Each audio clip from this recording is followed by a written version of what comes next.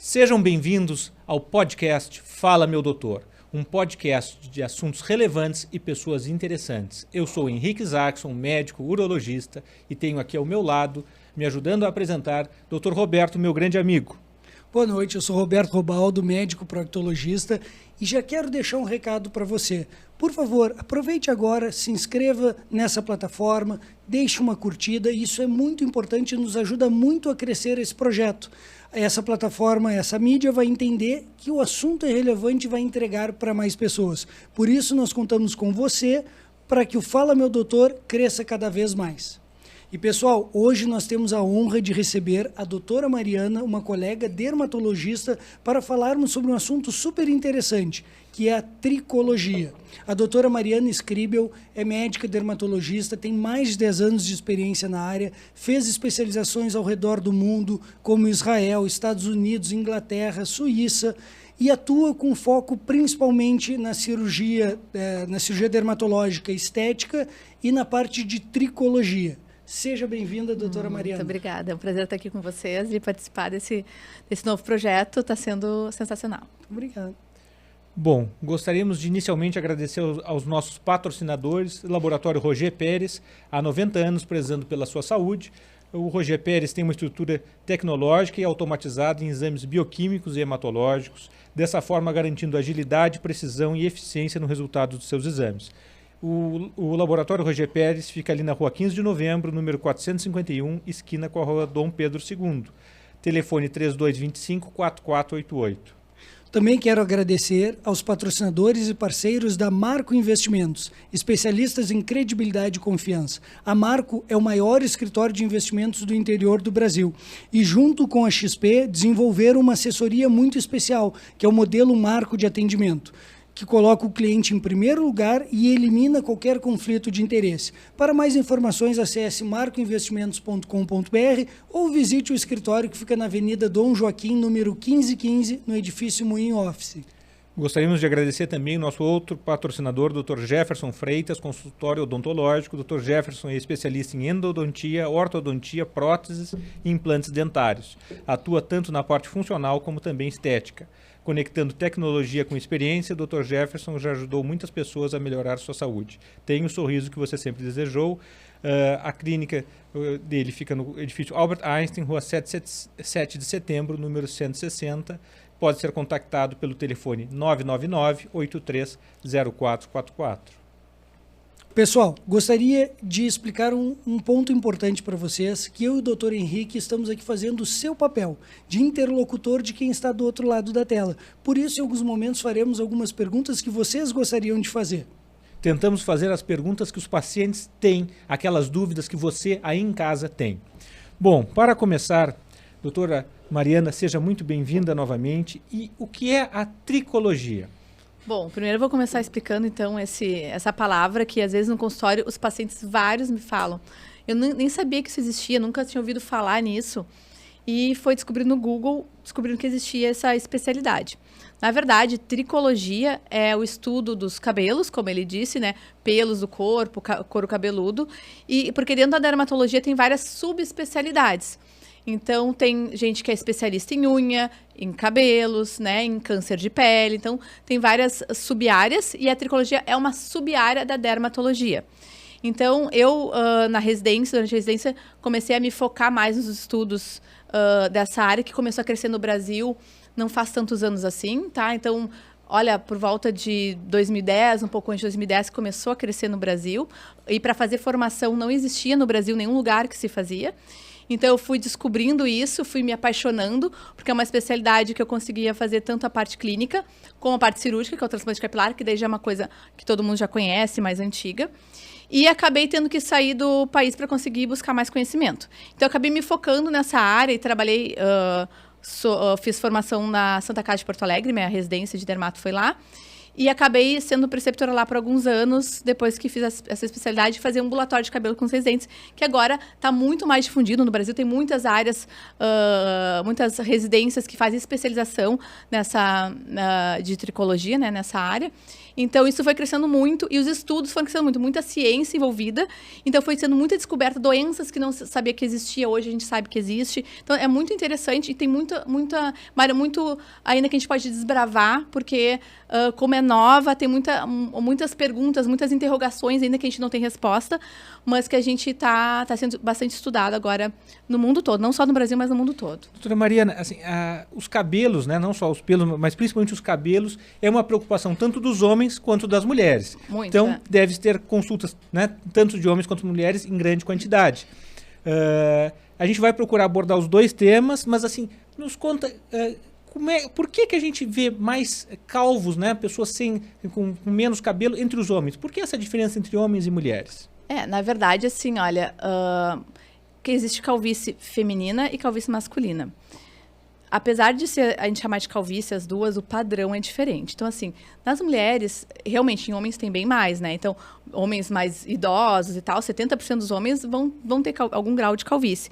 Umas mulheres, depois também dos 65, 70 anos, 40%, 50% também vão ter. Não é tão pouco assim quanto parece. Mas o que acontece? As pessoas não sabem que elas têm. Às vezes a mulher tem calvície, ela nem sabe desse diagnóstico. Então, não é tão falado, a pessoa tem a doença e acaba não tratando por não saber que ela realmente existe. O padrão de calvície é diferente. Então, o homem tem as entradas, a coroa, que é o padrão que a gente costuma ver no dia a dia na sociedade.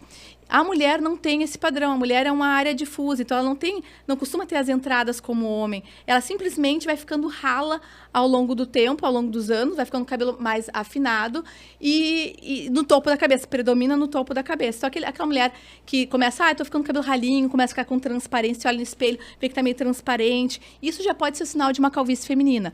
E por que o padrão é diferente? Na verdade, os receptores são diferentes no couro cabelo da mulher e do homem. A distribuição desses receptores são diferentes. Então, tem o hormônio que é dihidrotestosterona, que é esse hormônio que é o responsável pela calvície, tanto masculina como feminina.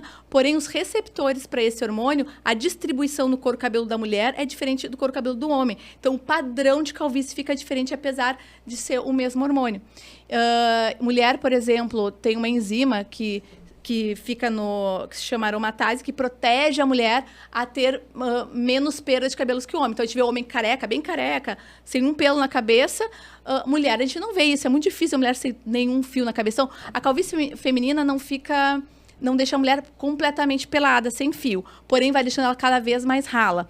E na sociedade que a gente vive, isso tem um impacto psicossocial muito grande. Então, uma mulher com cabelo ralo, transparente, isso impacta muito emocionalmente ela. Então, por isso que quando a mulher começa a perder cabelo, isso realmente é algo que deixa ela desesperada, né? Então, ela quer muito tratar. Hoje eu vejo homens mais novos, também com impacto grande, impacto psicossocial.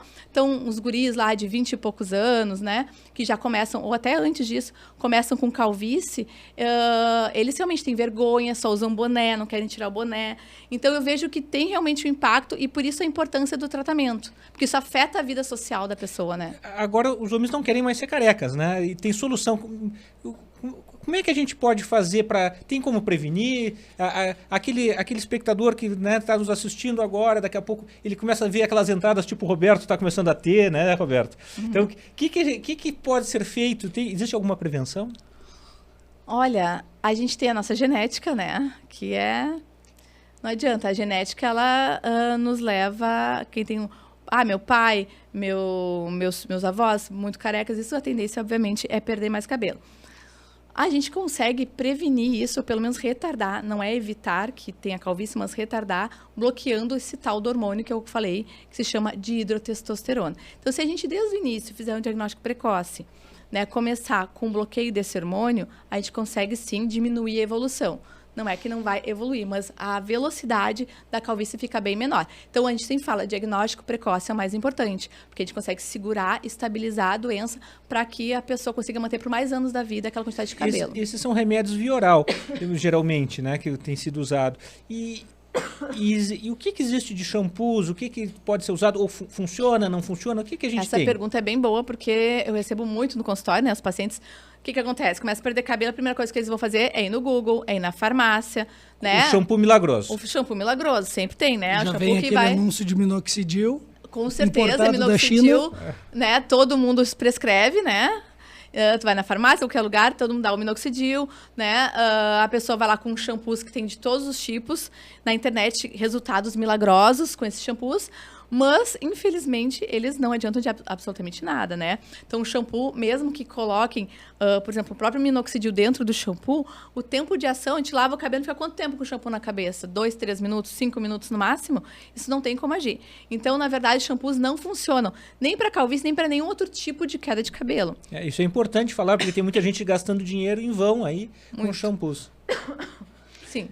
E os complexos vitamínicos que chegam muitas notícias, não sei, talvez eu esteja procurando na internet. Eu acho que você está sabendo um pouco sobre calvície, isso, Robertinho. Mas aparece, sempre vem um anúncio de um complexo vitamínico que faz crescer cabelos. Isso, historicamente, sempre existiu essa propaganda.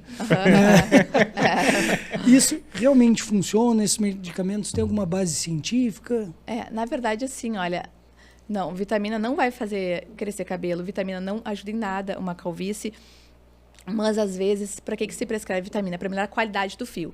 As vitaminas podem ajudar, como uma alimentação adequada ajuda, entendeu? Não necessariamente tem que tomar vitaminas. Mas, em relação a qualquer tipo de queda de cabelo, a gente está falando da calvície específica, mas existem muitos tipos de queda de cabelo. Não adianta em nada. Não vai evitar queda, não vai fazer crescer mais o cabelo, tá? Então, não é tratamento de calvície de jeito nenhum. Da mesma forma que a gente fala muito do minoxidil, né? Porque minoxidil é que nem água. Vamos lá, cai o cabelo, dá minoxidil. Porém, o minoxidil, na verdade, apesar de a gente prescrever para calvície, ele não é realmente um medicamento que vai segurar a evolução da doença. Então, existem, assim, vários estudos que mostram pessoas que usaram os bloqueadores de hormônio e usaram o minoxidil, a evolução da calvície foi igual com o minoxidil, não houve nenhuma melhora. O minoxidil não ajudou. Ele engrossa fio. Cosmeticamente, a estética do cabelo parece melhor a curto prazo, mas a médio e longo prazo perde igual o cabelo. Então, o tratamento real da calvície é bloqueador de hormônio. Então, a gente precisa usar, que é a famosa finasterida, dutasterida, que são bem polêmicas, porque quando o paciente, um homem, né, vem consultar comigo, a primeira coisa que ele fala, eu não quero aquele remédio que deixa broxa. Então, eles saem correndo, entendeu? E isso acontece? Pois é, então é isso que a gente estava conversando. Esse é um remédio que eu receito bastante, né? A gente usa para o tratamento da hiperplasia prostática benigna também, né? Ele, né, o próprio fabricante diz que ele pode levar a uma piora, né, da libido em um percentual baixo, mas pode acontecer. Claro que os pacientes que a doutora Mariana usa normalmente são um pouco mais jovens e apresentam menos essa sintomatologia, provavelmente, né? Mas de qualquer forma, eu vou dizer para vocês, mesmo que a gente diga... Existe a possibilidade, não dá para dizer que não, está na bula, a gente sabe que sim. Claro que tem menos fatores de risco, para isso diminuir a chance, mas é difícil o paciente aceitar, sabe? Porque a mídia é tão grande, assim, vai na internet e se fala tanto sobre isso, que os pacientes, os homens, têm dificuldade de aceitar a tomar, mesmo que a gente diga que, pode... tua chance é baixa, tu é jovem, poucos fatores de risco, mas eles não aceitam. E como se utiliza esses medicamentos? É comprimido, injetável? Como é a forma? Na verdade, assim, olha, o tradicional, tá? Que tem mais estudos e tal, é oral. Então, oral realmente é o que tem mais embasamento científico. Né? De alguns anos para cá, se faz injetável também. Por quê? Porque é uma tentativa de fazer apenas bloqueio local com menos efeitos colaterais, porque vai ter uma ação mais local, não ação sistêmica, que é o que realmente as pessoas, os homens principalmente, têm medo. Então, existem essas duas maneiras de fazer, e hoje em dia existe também gel de finasterida, spray de finasterida, e tem artigos publicados mostrando resultados. Porém, o embasamento científico desses é algo mais recente, então não é tão forte quanto o uso oral. E se eu tiver um amigo... De novo, esse amigo está cheio de dúvida. Esse amigo tem muita dúvida. Que tenha se interessado em começar esse tratamento porque está ficando com o cabelo um pouquinho mais ralo. Essas pessoas, brincadeiras à parte, essas pessoas podem começar o tratamento por conta própria, devem procurar um médico especialista, um clínico geral. Como funciona para quem está nos assistindo? Assim, sempre é melhor, obviamente, procurar um médico, né? Porque tem efeitos colaterais, ele tem uma metabolização no fígado, né? Então, a gente tem que avaliar o paciente se ele realmente tem indicação. Primeiro, ver se o diagnóstico está correto, tá? Perfeito. Segundo, ver se tem alguma contraindicação para o uso desse medicamento. E conversar com pacientes prós e contras, para ele poder também pensar, porque é um medicamento que tem que usar para a vida toda, né? Então, não é usar por 1 ano, é para usar para sempre, enquanto quer tratar calvície tem que usar. E quando, 10, 20 anos, né? E quando suspende, acontece algum efeito rebote? O que acontece é o seguinte, a calvície volta a evoluir como ela iria evoluir sem o remédio. Então, por exemplo, se a pessoa usou 10 anos, ela ficou 10 anos protegendo a calvície. Parou, vai voltar a perder Progresso. como se não tivesse usado. Mas segurou por 10 anos. Então, eu não digo que não valeu a pena. Valeu a pena por aqueles 10 anos. Empurrou com a barriga por alguns anos a perda capilar, mas depois se para, volta. A velocidade de evolução da doença continua como se nunca tivesse tomado. Uma outra dúvida que é comum entre os pacientes, a temperatura da água do banho, isso faz diferença para o couro cabeludo? Como é que deve ser? Pois é, isso é bem interessante. Para calvície em si, não, tá? Mas a gente sabe que pode ressecar couro cabeludo, né? Pode dar descamação, da tal da dermatite seborreica, que é a caspa, tá? Então, a pessoa, é muito comum no inverno a pessoa reclamar que tem mais descamação, mais caspa. E, às vezes, a questão do banho quente, banho demorado, pode realmente estar contribuindo para isso. Mas para queda de cabelo em si, calvície e tal, não. E não tem correlação nenhuma entre a dermatite seborreica, a caspa e a calvície? Não. Então, não. Então, assim, a pessoa pode estar cheia de descamação no couro cabeludo, que a calvície não vai piorar nem melhorar, não faz uma diferença. Porém, existem outras doenças que fazem cair cabelo, que se a pessoa tem uma inflamação muito grande no couro cabeludo, pode ter queda de cabelo, mas isso não se chama calvície. Tá? Outra dúvida, aquelas pessoas que usam muito boné, muito chapéu, isso faz diferença para o couro cabeludo, para a evolução da calvície? Para a calvície em si, não. É muito comum, esse é um mito que a gente estava falando, né? Eu sou muito calvo porque eu uso muito boné, né? Não, com certeza não influencia na calvície, não piora a calvície, tá bom? Então, a calvície é uma questão genética e hormonal. Não é nada externo que a gente coloca aqui que vai fazer piorar. O que pode fazer piorar? Pessoas que tomam anabolizantes, por exemplo, né? Uhum. Então, isso a gente vê bastante no consultório. Vê pacientes também que tomam anabolizante, piora da calvície e quer vir tratar calvície, o que fica difícil e complicado. Claro. Um outro mito que se tem é associar calvície com masculinidade, até por causa das taxas de testosterona. Então, se tem aquela imagem do homem forte, peludo, mas calvo.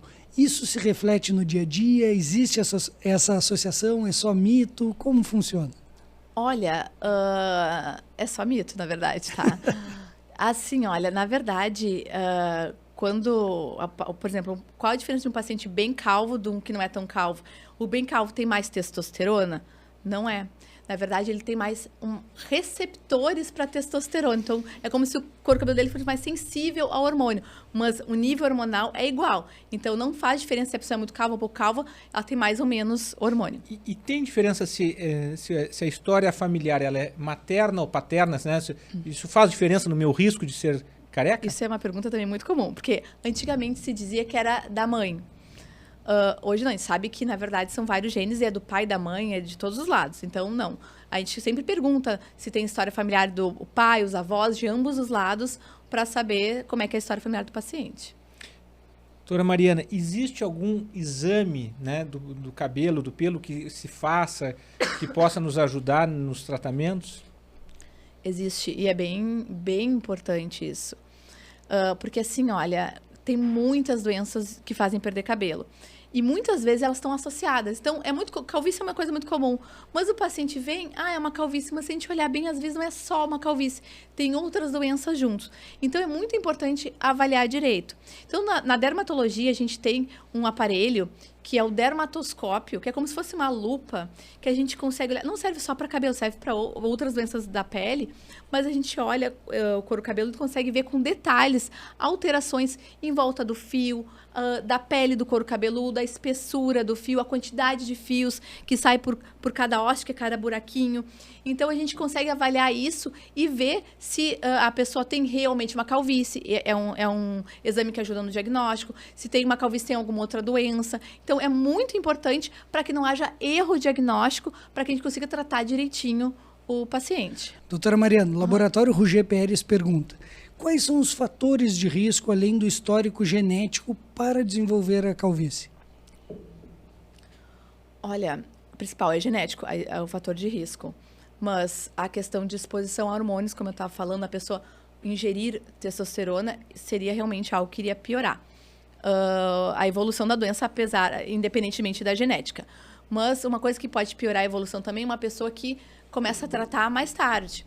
Sim. Então, se a gente consegue tratar antes, a gente tem um melhor prognóstico. Se a gente começa a tratar mais tarde, é mais difícil salvar os cabelinhos e acaba tendo que ir para uma cirurgia. O que acontece se passar o tempo? O que acontece com o folículo piloso? Explica para o nosso telespectador. Então, assim, ó, o que é calvície, né? A gente sabe a calvície fica careca. Mas como assim fica careca? Na verdade, a calvície é um processo de afinamento dos fios. Então, um fiozinho, se a gente olhar o meu cabelo, eu não tenho calvície. Eles são grossos iguais, assim. Todos os fios são iguais. Com a calvície, alguns fios vão afinando. Então, a gente começa a ver que tem uma variação da espessura do fio. Vai afinando por causa do hormônio da genética.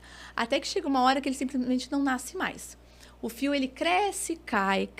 Cada troca de ciclo é um afinamento para quem tem calvície.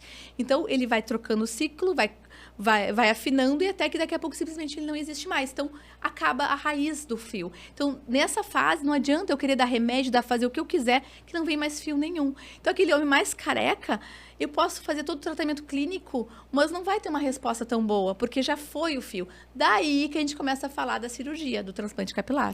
E como funciona? Agora eu me interessei. Por exemplo, uma pessoa que tem entradas, tá? Estou servindo de cobaia nesse vamos podcast. ter um modelo agora, tá bom? Explicar nesse modelo essas entradas que ele tem, que é um padrão de calvície, vê que não tem nenhum fiozinho nessas entradas, né? Então, essas entradas não adianta tu querer passar minoxidil, tu querer botar finasterida, nas entradas aqui não vai voltar o cabelinho. Então, aí a gente começa a pensar na cirurgia. Como é que funciona a cirurgia? Na verdade, hoje em dia, a principal técnica que se faz é a técnica fio a fio, que quem é interessado nisso já deve ouve falar bem, principalmente na internet, que tem bastante. A gente tira fio por fio na área doadora, que é essa área de trás, a gente tem que raspar o cabelo. Então, por exemplo, se tu quisesse fazer uma cirurgia, teria que raspar teu cabelo, máquina zero, e daí a gente tem que tirar aqui na parte de trás. A gente tem máquinas específicas para isso, é uma equipe. Então, por exemplo, não é eu que faço cirurgia sozinha, são várias pessoas juntas, porque é uma cirurgia muito artesanal, difícil, manualmente difícil e que leva muitas horas. É fio a fio? É fio a fio, tá? Na verdade, eu falo fio a fio, que é uma maneira mais popular, mas o certo seria falar cada unidade folicular. Cada unidade folicular pode ter de 1, 2, 3 até 4 fios, tá? Mas a gente tira a unidade folicular igualzinho do nosso cabelo original, tira tudo direitinho aqui atrás, tira assim, ó, milhares e milhares e milhares. Mas fica horas deitado de bruços para poder tirar esses fiozinhos. Depois, a gente faz incisões no couro cabeludo, na área que o paciente deseja implantar, que são pequenos buraquinhos, e que depois vai a equipe e implanta fio por fio aqui, para poder o cabelo que estava aqui atrás começar a nascer aqui na frente. Certo. Tudo no mesmo momento. Tudo no mesmo momento. Só que isso leva muitas horas. E esse procedimento é com anestesia local, anestesia geral? Assim, no mundo, fora Brasil, é muito mais só local. No Brasil, se faz bastante anestesia, sedação também, tá? Com um anestesista. Mas, de qualquer forma, no Brasil, mesmo assim, a maior parte ainda é local. Mas no Brasil ainda se faz bastante com anestesia. Dá para fazer das duas formas, na verdade, tá? É um procedimento feito no hospital, dá para ser feito numa clínica? Se for com anestesista, é um procedimento ambulatorial. Pode ser tranquilamente feito numa clínica. Se for colocar o anestesista junto, claro, daí teria que ser uma clínica com um nível com suporte adequado para isso, né?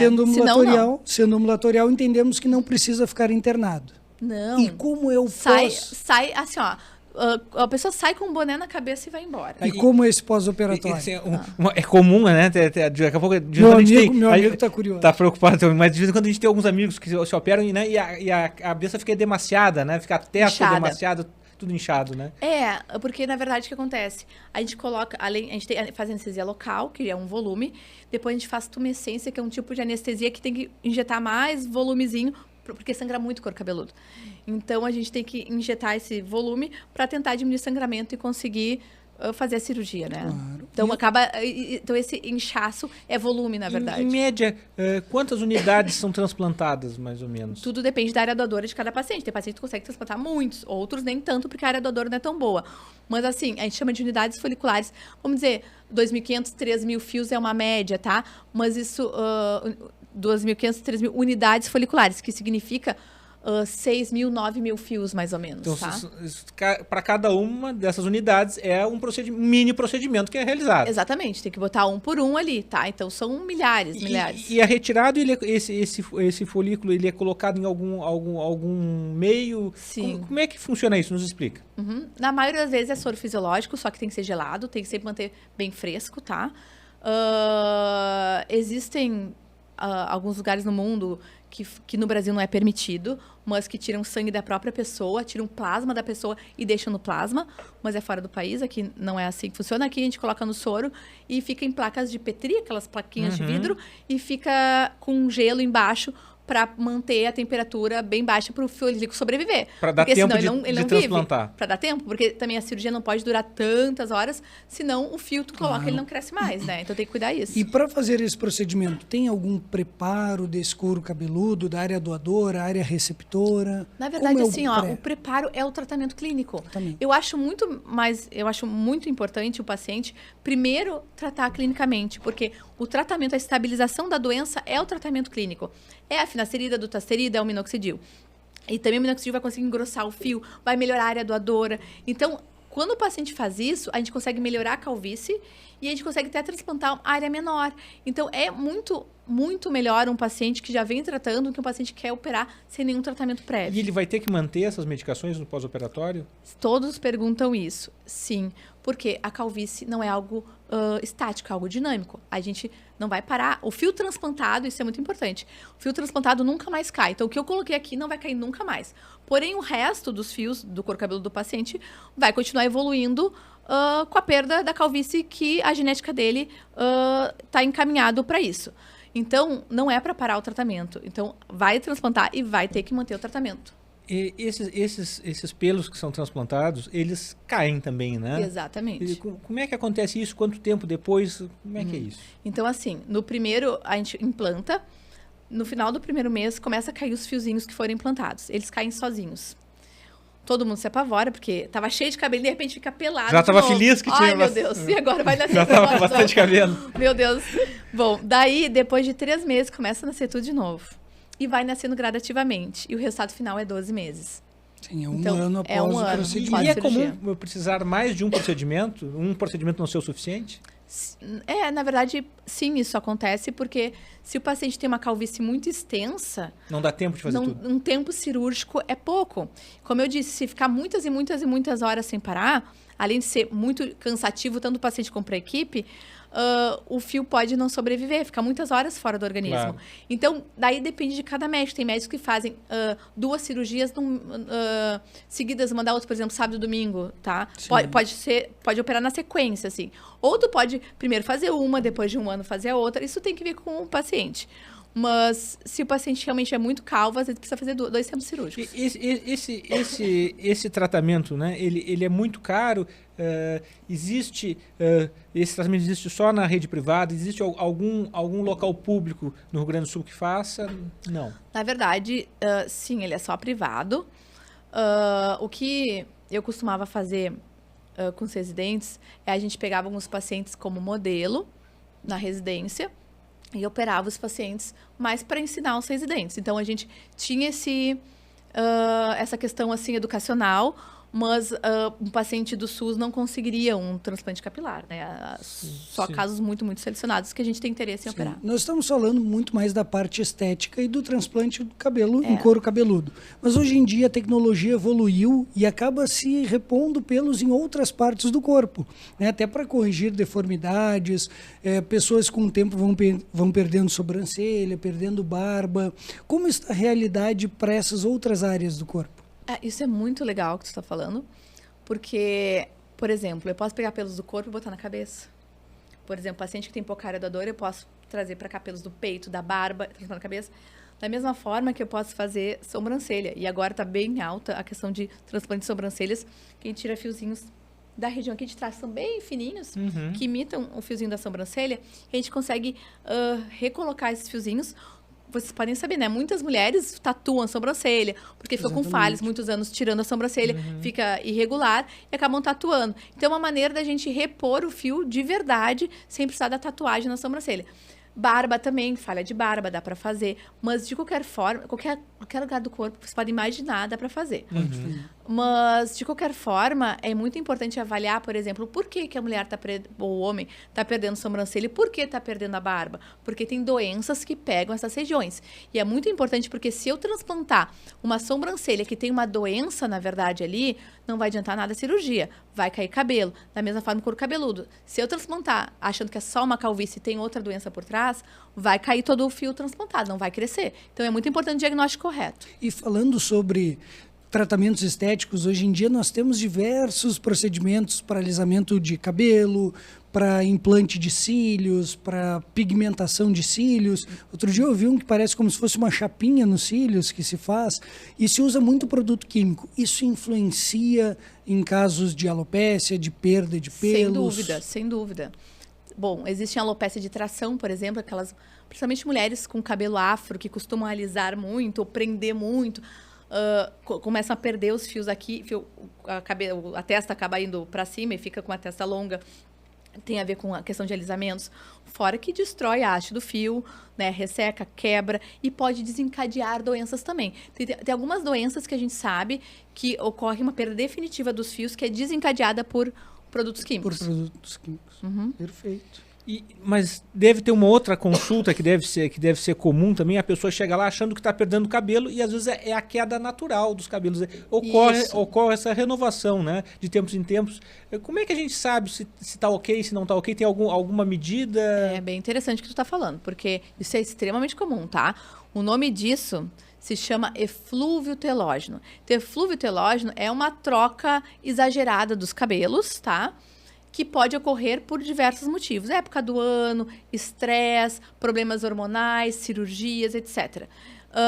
E daí, como é que eu sei que aquilo tá normal ou não tá normal? A gente examina o couro cabeludo do paciente, a gente vê realmente a quantidade de perda que ele tem, existem exames para fazer. Então, existe exames que a gente, que se chama pull test, que a gente puxa o cabelinho, avalia exatamente quantos fios saíram ali para saber se está aumentado, se está diminuído. Então, existem testes que a gente faz para saber se essa queda está exagerada realmente ou não. Mas, se realmente está exagerada, esse é um problema que atrapalha, que as pessoas se incomodam muito, porque cai demais cabelo, mas eu fico super tranquila porque é um problema que tratando cura e volta tudo e a pessoa fica totalmente recuperada.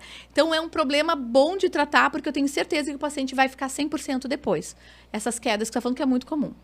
Perfeito. Nós falamos muito sobre calvície, mas existem diversas outras doenças, né, dos pelos, do couro cabeludo e da pele como um todo. Por isso, Dr. Jefferson Freitas gostaria de lhe perguntar, o que mais se trata num consultório na especialidade de tricologia? Mais se trata essa queda que ele acabou de falar, essa queda intensa que se chama eflúvio telógeno. Covid, época do Covid. Ai, meu cabelo cai muito depois do Covid, como era comum. Esse é o eflúvio telógeno. Então, isso é extremamente comum no consultório e a própria calvície mesmo, tanto feminina quanto masculina. Eu tenho metade dos meus pacientes de cabelo é homem e metade mulher. E dermatite seborreica, caspa, que antigamente se comprava um shampoo anti-caspa, isso já era o suficiente, não procurava ninguém. O que temos de tratamento nessa área?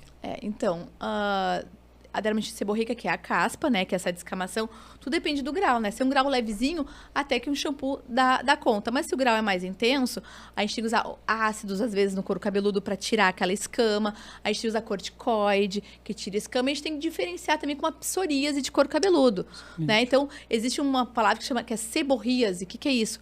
É quando o paciente está no meio do caminho, né? Será que isso é uma caspa ou será que já é uma caspa tão intensa que já é uma psoríase? Então, se chama seborríase isso aí. Mas a gente trata tanto com tratamento local até oral, às vezes, para conseguir segurar essa descamação intensa. Perfeito. Tem um outro tipo de perda de pelos que é a alopecia areata, que está muito associado com estresse. Como funciona? Nos conte mais sobre essa doença.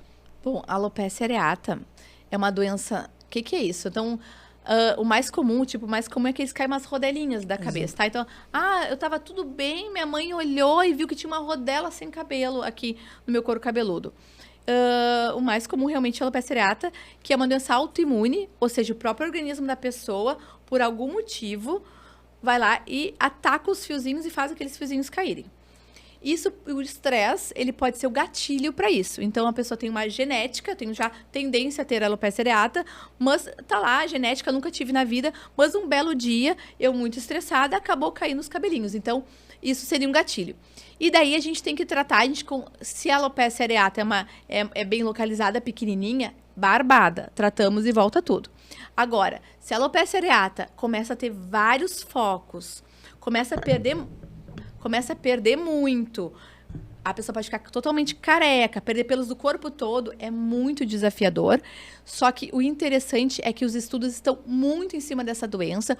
Hoje nós temos medicamentos que se chama inibidor da JAK, que é os mais tops, vamos dizer assim, e que estão entrando já no Brasil, e já temos à disposição para tratar esse tipo de doença que antigamente a gente não tinha muito o que fazer e hoje tem resultados espetaculares com esse medicamento novo. Excelente. Se fala muito sobre a perda da funcionalidade dos pelos ao longo da evolução da humanidade. O que é verdade nisso que se comenta? Pois é, eu acho assim, na sociedade que a gente vive hoje, é basicamente estético, né? Claro. Então, para que servem nossos pelos? Para aquecer, os animais, né? Para aquecer, os bichos e tudo mais. Agora, pra gente, hoje em dia, é basicamente estético, né? Doutora Mariana, nos fala um pouco sobre alopecia fibrosante frontal. O que é isto? Bom, essa doença, apesar do nome ser difícil, ela é uma epidemia. Gente, é cada vez mais e mais pessoas no Brasil e no mundo com essa doença. E o que é isso? Ela foi descoberta em 1994, então é muito recente, na Austrália, e depois se espalhou pelo mundo todo. É uma doença que a gente não sabe o porquê. Por que isso está acontecendo? Porque antigamente não existia e de repente deu um boom no mundo todo. Mas que começa, é uma inflamação, que começa a comer os pelinhos. Primeiro começa na sobrancelha, a pessoa vai ver a sobrancelha ficando rala. Daí todo mundo diz, isso é só da idade. Por que a sobrancelha está rala? Da idade, não é nada. Daí daqui a pouco começa a ver, a testa começa a ficar um pouquinho maior, mas sua testa tá grande, então começa a botar o cabelinho pro lado para dar uma disfarçada, e a testa vai ficando grande, e daí daqui a pouco, mas isso é da idade, vai no cabeleireiro, muitas vezes é o cabeleireiro que encaminha, gente, é ele que se dá conta disso. E daí começa, a pessoa vem no consultório para avaliar, e eu começo a ver que a testa tá ficando cada vez maior. Essa doença, ela comete os fiozinhos, que se chama velos, que são os fiozinhos bem fininhos que a gente tem aqui na frente, vai comendo eles, e de forma definitiva. Então, a perda é para sempre. A partir do momento que caiu o cabelinho, não volta mais. A pessoa não sente nada. É algo insidioso que vai ao longo do tempo. E também pode dar alteração de pele. Então, a pele fica rugosa, alguma textura diferente. Mas a pessoa acaba sempre atribuindo que é da idade, porque acontece 95% são mulheres, na maioria das vezes pós-menopausa. Mas eu tenho pacientes de 20 anos que têm isso, eu tenho homens que têm isso. E que o problema é que tem pacientes que nunca trataram, que foi passando, porque sempre achava que não era nada, e quando vê, tá aqui o cabelo. A pessoa tem que usar perucas, porque não tem mais como voltar, não tem o que fazer para voltar. Nem cirurgia consegue fazer recuperar isso. Então, essa doença, hoje, a gente não sabe a causa dela, se acha que é por causa dos cosméticos, protetor solar, inclusive, que as mulheres costumam usar muitos cremes, e acaba pegando nessa região e pode desencadear esse processo inflamatório que vai comendo os cabelinhos. Então, hoje em dia, a gente orienta até que elas evitem passar pelo menos um dedinho dos produtos para não encostar aqui nessa margem do cabelo. E é muito importante, começou a ver que perdeu um pouquinho de sobrancelha, que é onde começa a doença, e logo procurar, porque a gente tem tratamento para não deixar a doença evoluir. Qual é o tratamento que vocês usam? São medicamentos que têm ação anti-inflamatória. A famosa hidroxicloroquina, que se usa para outras doenças reumatológicas. Doxiciclina, que é um antibiótico, mas que tem ação anti-inflamatória. Até o metotrexato também se usa. Então, são medicamentos para tentar tirar essa inflamação, e corticoides, sem dúvida, local, injetável. A gente injeta o corticoide aqui para conseguir tirar essa inflamação para parar de perder o cabelo. Certo. É um assunto inovador E, assim, no consultório, todo dia eu pego o paciente, muitas vezes o paciente vem por outros motivos, e vem consultar, eu olho, bato o olho, tá com a testa grande. Tá com perda de sobrancelhas. Então, elas não percebem, mas está cada vez mais sendo uma conscientização e até a Sociedade Brasileira de Dermatologia está tentando divulgar a doença, porque se as pessoas elas conhecem essa doença, elas vão saber identificar precocemente e a gente consegue ajudar os pacientes. E o diagnóstico é clínico? Tem O diagnóstico, algum exame específico? clinicamente consegue dar o diagnóstico, mas a gente costuma sempre fazer uma biópsia de couro cabeludo, porque a gente consegue ver o grau de inflamação também que tem ali. Então, tem vários critérios, assim, para saber o grau da doença. E também ajuda a afirmar o diagnóstico também, quando sem dúvida, a biópsia, sem dúvida, é super importante. Doutora Mariana, tem uma dúvida que muitos homens e mulheres têm, né? Quando vão usar qualquer produto, seja cosmético, seja um shampoo, existe algum controle no Brasil? Existe alguns produtos que sejam indicados pela Sociedade Brasileira de Dermatologia? Tem alguma coisa que a pessoa possa usar como guia? Quais produtos são seguros para usar? É sempre importante ter no produto dermatologicamente testado, porque eles realmente fazem testes para ver se tá tudo, se não dá alergias e tudo mais, né? Daí tudo depende também da pele da pessoa, né? Se é uma pessoa com pele mais sensível, o ideal é sempre produtos que não tenham muito cheiro, né? Porque senão muita fragrância pode também irritar a pele. Então, normalmente, na parte de dermatologia, essas linhas, elas sempre seguem essas características para que o produto seja bem tolerado pelas pessoas, tá? Mas para não dar alergia, nem problema de pele. Excelente. Um outro crescimento que tem na nossa sociedade é dos quadros de ansiedade, e alguns deles vêm com alguns rituais de arrancar cabelos, ingerir cabelos. No pronto-socorro, já se tem o histórico de eventualmente operar pessoas com obstrução por bolas de cabelo, de pelos que foram deglutidos, foram ingeridos. Como funciona isso? Como tratar essas pessoas? Não é fácil, né? Então, muitas vezes o paciente chega no consultório falando, eu quero fazer crescer meu cabelo com falha aqui. A gente vai olhar, realmente parece um buraco sem cabelo. E o paciente não diz isso. Ele não diz assim, eu estou arrancando meu cabelo, o que eu faço? Não é assim. Eles normalmente não falam. Às vezes eles nem se dão conta, é ansiedade, eles ficam puxando o cabelo, nem prestam atenção que estão realmente puxando. Só que, por isso que o exame é muito importante. Aquele aparelhinho que eu falei, que é o dermatoscópio, que é tipo uma lupa, a gente olha e esses fiozinhos puxados têm características que não tem como confundir eles quando a gente olha com esse aparelho. Então, é tiro e queda. Eu olho essa falhazinha. O que será? Vou pegar o aparelho, dou uma olhadinha, já vejo as características e daí eu tenho certeza que é essa doença chamada tricotilomania, que é a mania de ficar puxando e arrebentando os cabelos, que realmente tem a ver com a ansiedade. E o tratamento tem que tratar a ansiedade, obviamente, porque não adianta eu querer botar todo o tratamento aqui para fazer crescer cabelo e a pessoa ansiosa continuar sendo ansiosa porque ela vai voltar a puxar o cabelo. Então, a gente acaba encaminhando para um psiquiatra, psicólogo para ajudar e fazemos tratamentos locais para tentar ajudar a crescer. Mas o cabelo, se a pessoa parar de puxar, o cabelo todo volta ao normal. Outra situação, são muitas pessoas pós-bariátrica hoje em dia. E geralmente se nota que o cabelo fica um pouquinho mais fino ou que perde um pouco de pelos. Isso se deve ao quê? Bem interessante isso, muito. Na verdade, assim, é muito comum também os pacientes pós-bariátrica aparecerem no meu consultório com queda livre do cabelo, né? Porque a questão do próprio estresse cirúrgico, né? Toda a questão também, a questão de alimentar, as vitaminas, etc., influenciam, né, no ciclo do cabelo e faz cair muito o cabelo. E a pessoa vem para o consultório para a gente tentar recuperar esse fio. Na verdade, qualquer cirurgia, ou até processo cirúrgico com anestesista ou não, pode desencadear uma queda intensa. E o emagrecimento na bariátrica, além da própria cirurgia, o emagrecimento super intenso, muito forte, isso acelera mais. Então, uma pessoa que perde mais de 10% do peso de uma forma mais rápida, já vai dar queda de cabelo. Então, uma bariátrica perde muito. Então, acaba que o volume do cabelo, o fiozinho vai ficando mais fino também. Mas a gente trata e a tendência é recuperar. Uma outra pergunta, doutora Mariana. Aquela mulher que pinta os cabelos, tinge, né, ao longo da vida, ela tem um risco maior de ficar calva, de ficar careca?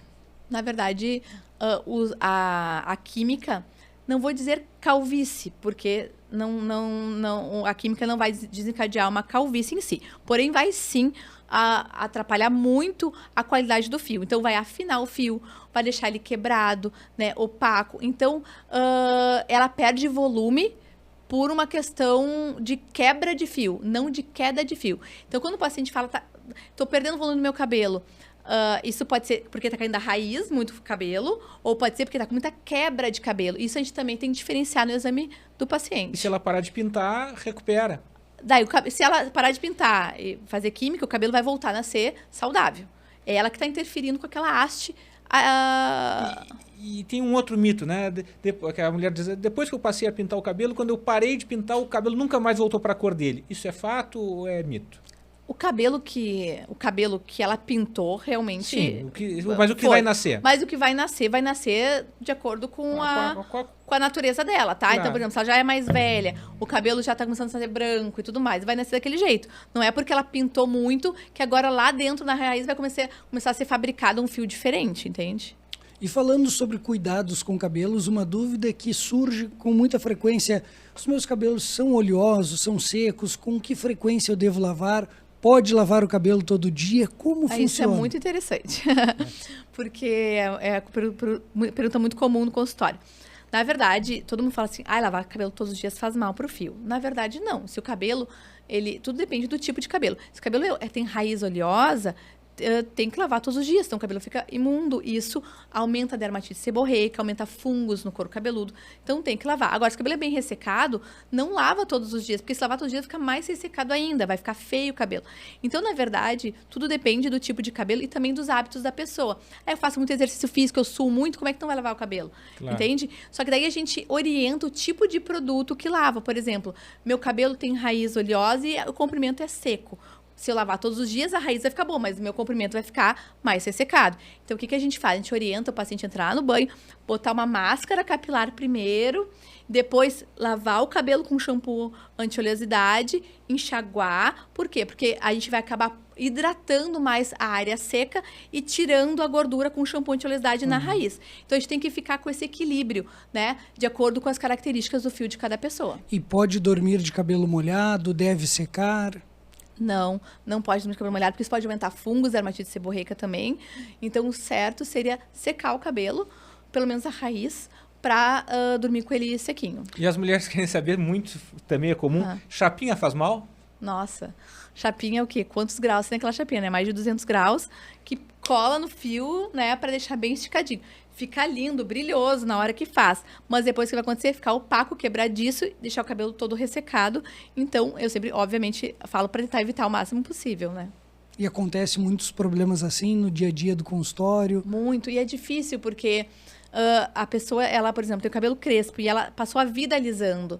Agora chega aqui a doutora e diz, agora tu para porque faz mal. É difícil, entende? Porque a pessoa se enxerga daquela forma. Ela se olha no espelho, ela não se vê mais com outro tipo de cabelo. Então, é um processo de transição capilar que a gente tem que trabalhar muito com o paciente, né? A qualidade do fio, o tratamento que ele vai fazer, às vezes até com terapias, para a pessoa conseguir fazer essa mudança que acaba impactando muito a imagem dela. Nós acabamos conversando sobre diversas doenças envolvendo os cabelos, mas tem um lado bom, que é melhorar a vida dessas pessoas através dos tratamentos. Por isso, a Marco Investimentos gostaria de saber um caso de sucesso, um caso de mudança na vida dos pacientes que a senhora presenciou. Nossa, foram muitos, todo dia. Na verdade, assim, principalmente mulheres com queda de cabelo muito intensa, que chegam desesperadas, que elas têm certeza, eu vou ficar careca, eu não aguento mais perder cabelo. Aí a gente consegue tratar, recuperar todos os fios, fazer o volume voltar. Aquilo assim, olha, faz elas ficarem emocionadas, porque a autoestima vai lá pra cima. Elas falam o tempo todo, olha, cabelo é autoestima, não é futilidade. Ai, daí o cabelo parece que é fútil, mas não é, porque isso impacta muito dentro da pessoa. Então, quando a gente cuida do cabelo, a gente se sente mais bonita, isso aumenta a autoestima e faz elas terem um desempenho na vida delas ainda melhor, né? Excelente, Henrique. Muito bom. Sabe que esse podcast está mudando minha vida. Agora eu já vou conversar com a Mariana, quem sabe a gente faz uma permuta, o que tu acha?